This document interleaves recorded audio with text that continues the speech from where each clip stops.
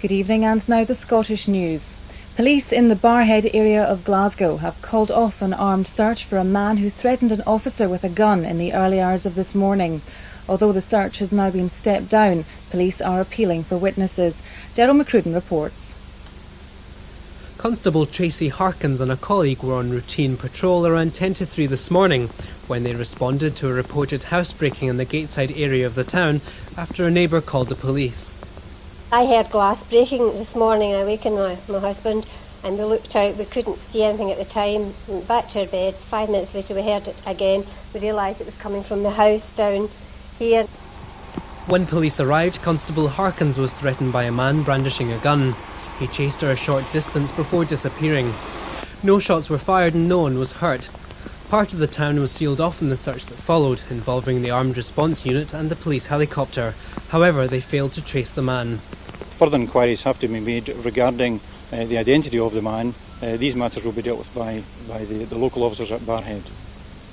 The incident's taken place just days after a warning from Strathclyde Chief Constable Leslie Sharp, who said the routine arming of police could become inevitable because of the rising number of attacks on officers. Detectives in Devon hunting the killer of Sandra Parkinson are carrying out a fingertip search of the cliff-top path she took before she died. They've cleared 10,000 square feet of undergrowth around the murder scene in a search for forensic clues. Roadblocks over the weekend have delayed motorists in and out of the town as police try to uncover vital clues. Meanwhile, Cunningham South MP Brian Donohoe has rounded on a newspaper which printed topless photographs yesterday of the 22-year-old. He says it was tasteless and disgusting. 2 of Sandra's brothers also slammed the publication of photographs. A 17-year-old youth is in a serious condition in hospital after he was stabbed in the back last night in Cambuslang near Glasgow. The incident happened at about 11:30. Gary Walker from the Rutherglen area of the city was taken to Hairmars Hospital in East Kilbride, where his condition is said to be serious but stable. Flights from Scottish airports to Spanish resorts are continuing to run into delays as a strike by French air traffic controllers goes into its final day. Flights from Glasgow Airport to Palma, Malaga and Reus are all several hours behind schedule, and passengers due to fly from Edinburgh to Tenerife are facing a delay of at least 6 hours. Airport authorities say they have contingency plans to deal with the delays. The strike is expected to end at midnight tonight, although it's thought that further action may follow. Jim Baxter is in a stable condition in hospital after his liver transplant yesterday. The former Scotland and Rangers star, who was capped 34 times, has been ill for about 2 years. The 55-year-old is said to be stable and well in Edinburgh Royal Infirmary's intensive care unit after the 8-hour operation. And that's it from the Weekend Team. Our breakfast news service starts at 5:25 tomorrow morning with all the latest, and there'll be regular updates throughout GMTV. In the meantime, from all of us here on the Weekend Team, do have a very good night. Bye-bye.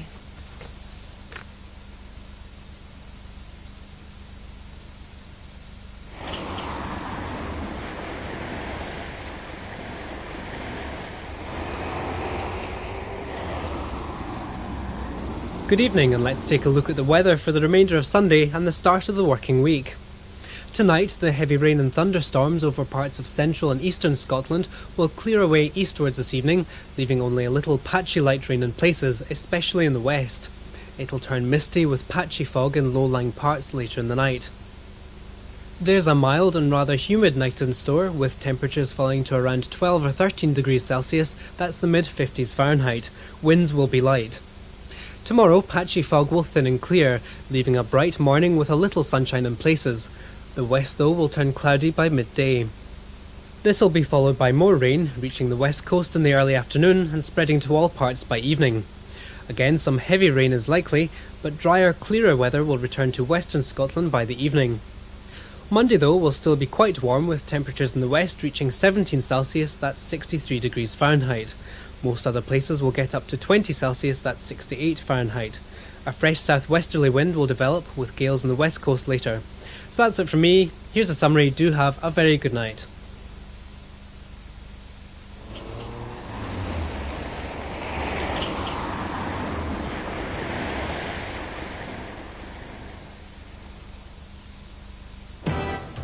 World Cup '94 was a hit-and-miss affair. but are penalties the best way to get a result? Now the party's over, it's time to remember the stars and the stripes.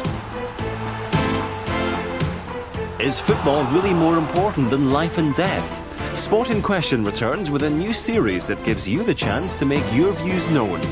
Join Archie Macpherson for kick-off this Monday at 10:30. Well, in 10 minutes here on Scottish, Jane Seymour is Dr. Quinn Medicine Woman, facing the most difficult challenge of her career. That's at 6:30.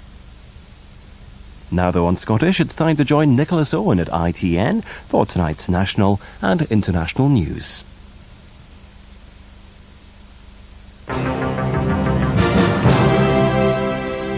Hello. American planes began airdropping food to the Rwandan refugee camps in Zaire this afternoon. 15,000 refugees are said to be dying each day from cholera, which is sweeping through the region. Thousands of people have now begun crossing back into Rwanda after the border was reopened today. Essential equipment is also now arriving. From Israel, a field hospital. From America, 18 water purification units. From Germany, purification units and trucks to carry the aid. Aid workers call it the distribution system of last resort. The Americans this afternoon organising an airdrop of emergency aid near the Hutu refugee camp at Kitale. It is the first sign of a US presence in the humanitarian work here. Some officials are critical of airdrops as a means of delivering food. 19 aircraft have arrived in Goma today, filled with humanitarian aid. Not enough, not nearly, but visible here finally are the beginnings of an accelerating relief effort. British assistance is also coming, but perhaps not always the right aid. A plane of blankets, when food and especially water tankers and purification units are the absolute priority.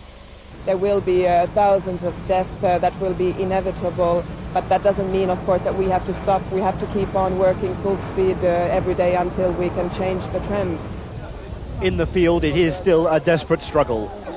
Aid agencies are now estimating that up to 1,500 refugees are dying every day, mostly from the cholera epidemic. Despite the positive signs at the airport, so far there is little progress visible in the camps themselves. The estimation is that 70,000 people might die if the cholera cannot be contained. The corpses are still being buried in mass graves around Goma. Now the refugees are left to hope the world's response to their tragic plight will finally make a difference. A huge explosion rocked an oil refinery in Pembrokeshire this afternoon, just hours after lightning started a series of fires at the plant. The blast at the Texaco refinery near Milford Haven was heard 10 miles away. No one's been badly hurt, but firemen were forced to retreat as flames shot 100 feet into the air. Sending flames across the 500-acre refinery, an explosion which could be heard over 10 miles away. Over 100 firefighters struggled to fight the blaze. At one stage, a series of smaller explosions ripped through the complex. As the flames spread even further, the firefighters were forced to retreat to safety. For miles around the complex, shockwaves from the blast shook houses and shattered windows. The ambulance service say there are only a handful of casualties with minor injuries.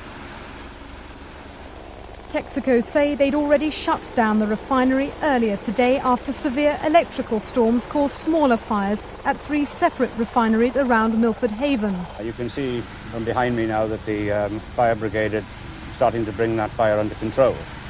And when the fire is completely out and the area made safe, then a thorough investigation will commence.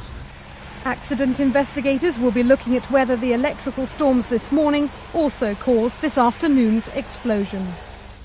Up to 20,000 demonstrators marched through London this afternoon to protest against the government's criminal justice bill. At one point, a group of demonstrators clashed with police when they climbed onto the gates in front of Downing Street. Police say 10 people were arrested. Protesters say the bill, which will become law in the autumn, will curtail civil rights. The IRA's political arm, Sinn Féin, is preparing this evening to give its final response to the Downing Street Peace Declaration. The party's President Gerry Adams told 800 delegates meeting at Letterkenny in the Irish Republic that Republicans want and demand peace. Earlier, the Irish Prime Minister urged Sinn Féin to seize an historic opportunity.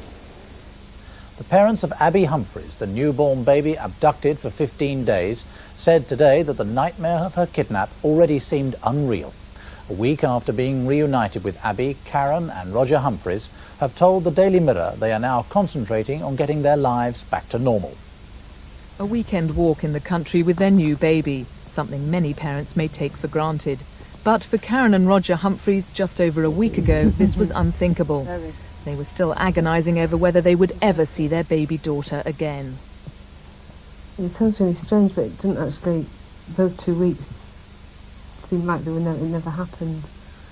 She's fine, she's lovely, she's a little darling. She's very, very content. She's feeding really well and sleeping and things. There's just no problem. Seemingly unaware of the fuss around her, Abby even slept through the remarkable moments when she was found. Her return was made possible by help from the public. Throughout their 2-week ordeal, the family have been overwhelmed by the nation's response. We've had thousands and thousands of letters of people. We thought the mail was unbelievable while she was missing. When we got her back, it's gone from a stack like this to a mailbag, hasn't it? We haven't got it all yet because we've just not had time to go. We've gone through a lot, but since we've had her back, it's been so busy. Julie Kelly, who's been accused of abducting Abby, appears in court in Nottingham again tomorrow. Cricket. England have lost the first test against South Africa at Lord's this afternoon. The day began with an alleged ball tampering scandal involving the England captain Mike Atherton and ended with England crashing to 99 in their final innings and defeat by 356 runs. A reprieved England captain led his team onto the field, knowing all eyes would be on his handling of the ball rather than his handling of the match. Clearly hiding nothing in his pockets today, it was a hiding place on the field Atherton needed as England headed for a rout. An early spell of hostile bowling from Darren Gough provided a false dawn. Kirsten the second victim of his Yorker in just 3 balls. But by the time Gough had claimed Craig Matthews as his 3rd wicket, South Africa had built a match-winning lead of 455. In reply, England engineered a characteristic collapse, Atherton leading the way, edging de Villiers to the slips. 3 wickets fell before White was dismissed for a golden duck, Craig Matthews' second victim in as many balls. England's resistance ended with Fraser's LBW to Macmillan, leaving a new South Africa to celebrate their first win at Lord's for 59 years, and leaving Mike Atherton facing questions not just about ball tampering, but also a record defeat. The Spanish cyclist Miguel Indurain has notched up his 4th consecutive Tour de France victory. The Frenchman Eddie Sagnier was fast past the post in the final stage in Paris, but the Spaniard was overall race winner by more than 5 minutes. He said that next year he hoped to become the first person in the Tour's history to win 5 in a row. Our late news tonight, 11 o'clock. Till then, goodbye.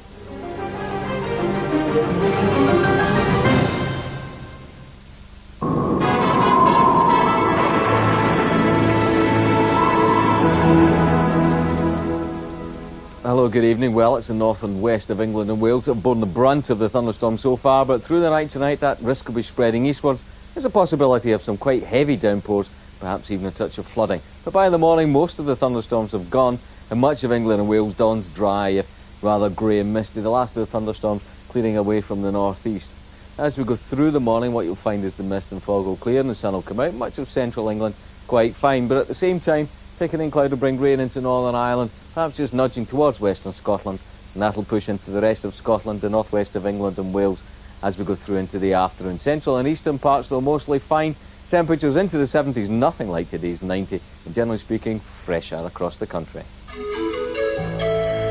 Sponsored by Powergen, a partner in Kinetica Natural Gas.